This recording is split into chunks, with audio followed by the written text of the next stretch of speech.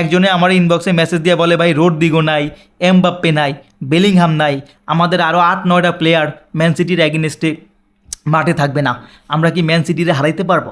ভাই ম্যান সিটিরে হারানোর জন্য বেলিংহামের দরকার নেই, রোডরিগোর দরকার নেই, এমবাপ্পের দরকার নেই।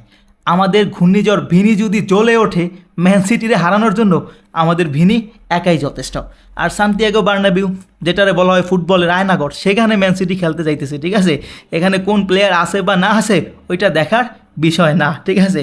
সান্তিয়াগো বার্নাবিউর নাম শুনলেই বিপক্ষ দল আতঙ্কে থাকে, ঠিক আছে? তো ম্যান সিটি সান্তিয়াগো বার্নাবিউতে খেলতে যাইব মনের মধ্যে একটা আতঙ্ক নিয়ে। আর সান্তিয়াগো বার্নাবিউতে তো আমাদের পাগলা দর্শকরা আসি, ঠিক আছে? সুতরাং টেনশন নেওয়ার কিছু নাই। আমাদের ভিনি যদি জ্বলে ওঠে, বালবার্দে যদি জ্বলে ওঠে, আর্দাগুলার আছে, ঠিক আছে? এনাফ, ম্যান সিটির সাথে এরাই এনাফ। সুতরাং টেনশন নেওয়ার কিছু নাই।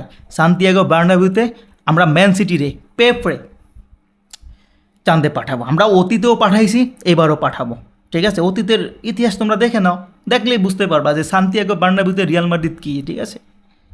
এমবাপ্পে ছাড়া কি আমরা চ্যাম্পিয়ন্স লিগ জিতি নাই? এমবাপ্পে ছাড়া কি আমরা ম্যান সিটির হারাই নাই? হারাইছি, অনেক ম্যাচ হারাইছি এমবাপ্পে ছাড়া, এই ইয়াতে ম্যান সিটিরে, ঠিক আছে? রোডরিগোর ছাড়াও আমরা কয়েকটা ম্যাচ হারাইছি ম্যান সিটিরে, ঠিক আছে? তোমরা দেখে নাও ইতিহাস, ঠিক আছে? বেলিংহাম কবে আইছি? বেলিংহামরে ছাড়াও তো আমরা ম্যান সিটির অনেক ম্যাচ হারাইছি, ঠিক আছে? আমাদের লাস্ট 6-7টা সিজন ম্যান সিটির সাথে লাগাতার খেলা পড়তেছে।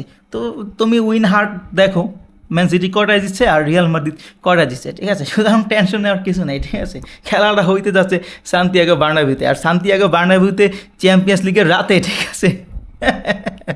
দর্শকরা যা করে, ঠিক আছে?